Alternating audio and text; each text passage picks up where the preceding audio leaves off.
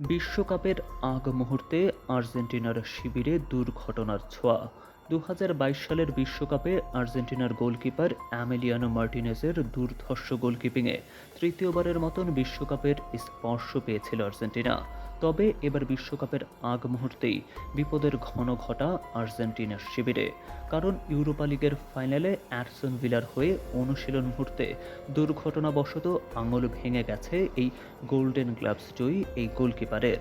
তবে সেই ভাঙা আঙুল নিয়েই দলকে জিতিয়েছেন ইউরোপা লিগের শিরোপা। তবে বিশ্বকাপের আগ মুহূর্তে তারই মাইনর ইনজুরি আর্জেন্টিনার ভক্তদের জন্য এক বড় দুশ্চিন্তার কারণ। তবে অ্যামেলিয়ানো জানিয়েছেন, এই ইনজুরি নিয়ে আমি খুব বেশি দুশ্চিন্তায় নেই, বরং আমি বিশ্বকাপের জন্য প্রস্তুত আছি। আমার সকল মনোযোগ এখন পুরোপুরি বিশ্বকাপে থাকবে।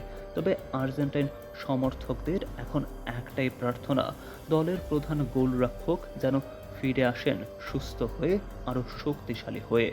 তবে দর্শক, আপনি কি ভাবছেন মার্টিনেজের এমন মাইনর ইনজুরির ব্যাপারটা নিয়ে? জানিয়ে দিন আপনার মতামত।